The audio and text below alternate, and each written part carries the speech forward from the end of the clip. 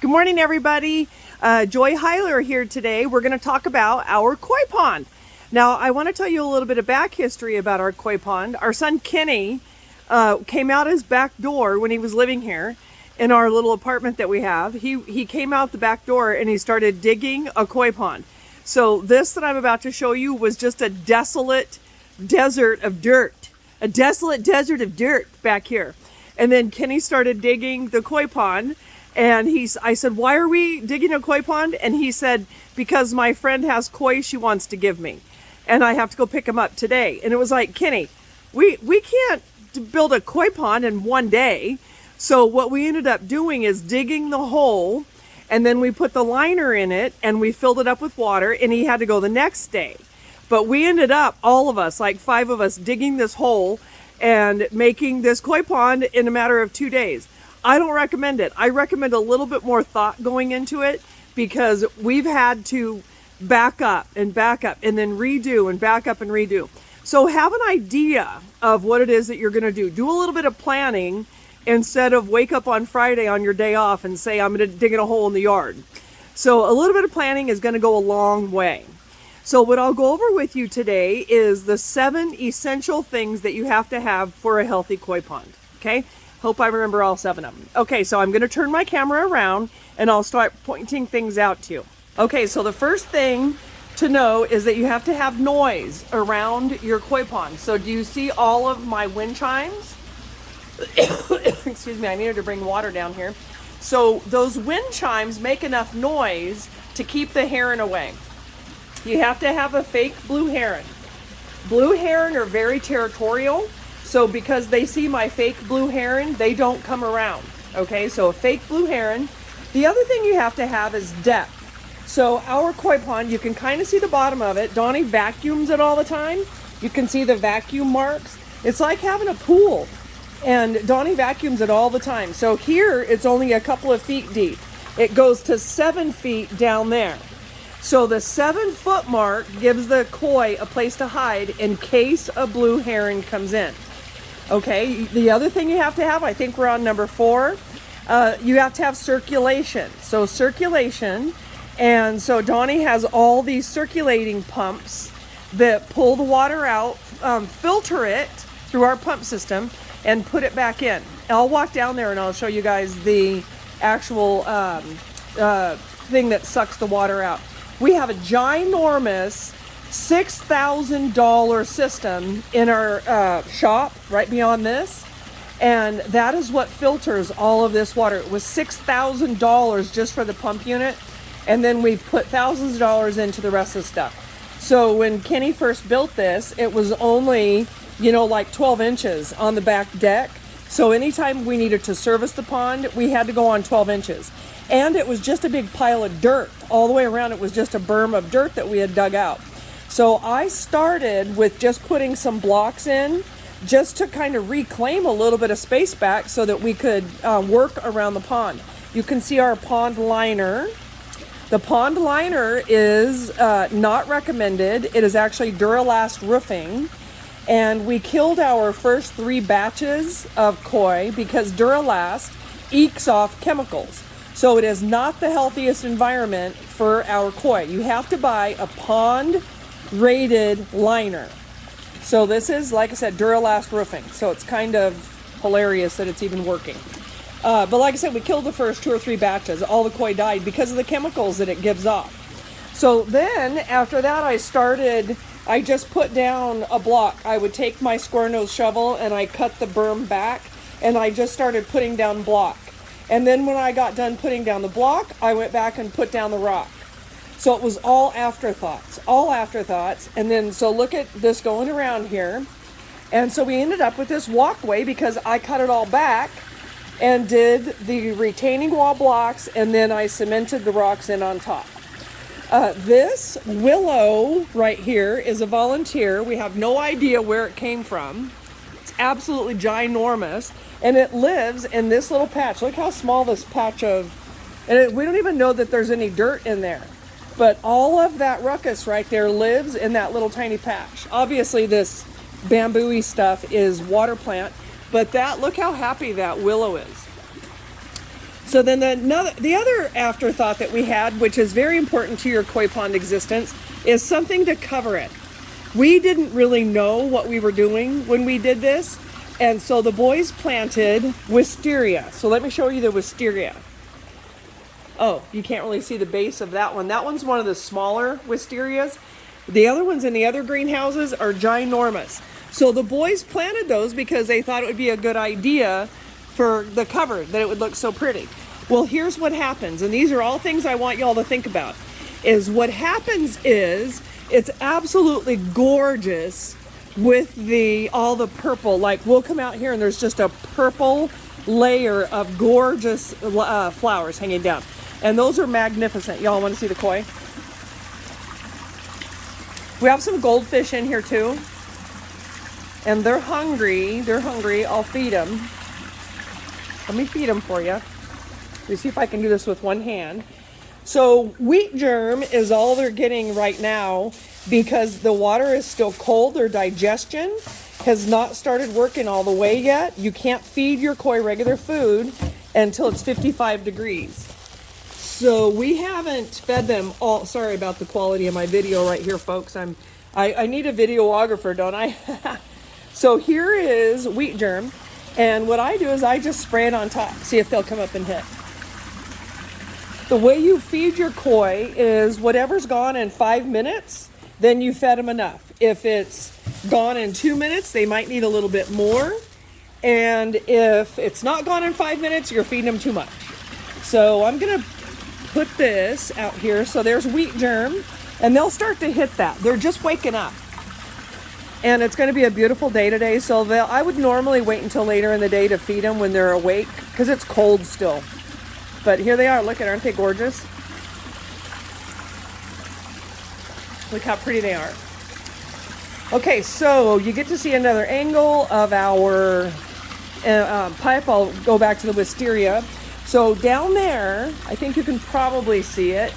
Down there, I don't know if you can, you'll see that. Do you see that, the end of the pipe that's down there? And it sucks up all the leaves. So see how it's full? Donnie has to come and pull that out and clean that almost every day because of the leaves that get in it. So yeah, pretty crazy. The other thing that you need, we'll go back to the wisteria. The other thing you need is aeration in your pond. You need to have aerators in your pond that oxygenate your water. So we have one down there, that little bubbler, and we have this one here. Here's another thing that has helped us tremendously, we feel, is a fake alligator. A fake alligator, because blue heron, birds of prey, don't like alligators. So look how gorgeous he is, nice and green and everything. So here is, we have some pond plants. There's a lot of controversy as to whether or not pond plants cause more dirt in the pond. But I think we have enough fish that that's our main problem as far as dirt in our pond goes. And we have this very expensive filtration system, and we still will get some green water. Aren't they gorgeous? Look how pretty they are. Okay, so let's go back to the wisteria. So look, I want to finish showing you my master crafts here. I just did an amazing job for what I had. You know, the boys had just left me with this all kinds of ruckus. It was just a shit show back here. So anyway, with regard to the wisteria, so absolutely gorgeous, gorgeous, gorgeous in the summertime. And in the fall, you know, when it's all dropping its leaves, we're out here 6 times a day scooping, you know, screeting leaves off the top of the water just to save our pump system. So that could have been done differently with a different vine, different sort of, you know, foliage. It's absolutely gorgeous. I'm just not sure if it's worth all the effort that we have to put in. So I put up this net because the wisteria was getting so far down into the water. So I made this little net. I thought I was being pretty tricky.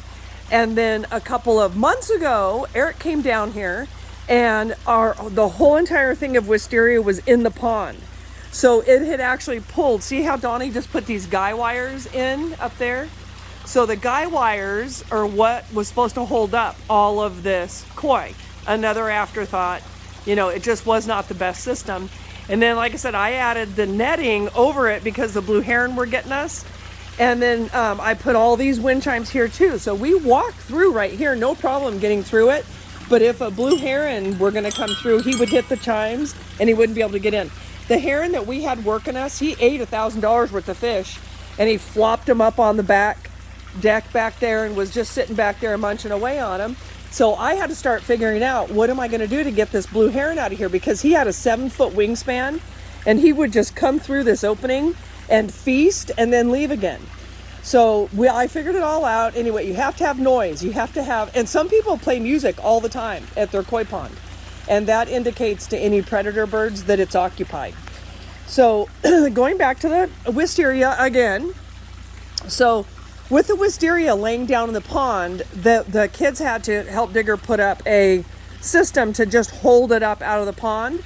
And then we just got our load from Home Depot. Donnie is going to build a grid system out of pipe back here. This wisteria is extremely heavy. So think about that when you're doing your pond. It's really cool to have cover. That's the only way you're going to be able to save your expensive fish. Really, really cool to have cover. Stop and think about how you're going to filter it. Now, if we had anything solid across there, because people are like, why don't you put a clear roof? Do you know the amount of weight that would be on a clear roof? The other thing is, the reason why we do this is to cascade. I mean, we didn't initially plant it. However, what we dig about it is the purple flowers that hang down. And then you can see all these seed pods. See all those seed pods that are hanging down? Those all go in the water too. All those seed pods go in the water. So it's kind of a snafu. Let me see, what else do I want to tell you about the pond? Okay, so we have this many fish right now. This is how many we have. And there's a lot of them. There is a lot of them. And the reason why we have so many is because we used to put water hyacinth, look at them, in the sun, where the sun is coming through between the greenhouses. They're like, we're gonna bake here. This feels good. Oh, see how all the wheat germ is laying on the bottom now? They did need it. It was too early in the day for me to feed them. I gotta wait till it warms up outside before they'll come out. Oh, I want to tell you one more thing after this. But, what was I going to tell? Okay, so we put water hyacinth. Oh, got to fix my makeup. We put water hyacinth in the water, and I put out 2 or 3 of them, and they go, one makes 20, that makes 30, makes 40, and we've had this whole entire pond covered with water hyacinth. That is what encourages the fish to have babies, is water hyacinth in your pond. Without the water hyacinth, they're not making babies. So we haven't had fry for years because we have so many fish. So is it fun to have little tiny baby koi all over the place? Yeah, it's really fun. Ours are all at least 4 years old now because we stopped putting the water hyacinth in. If you want babies in your pond, put the water hyacinth in, okay?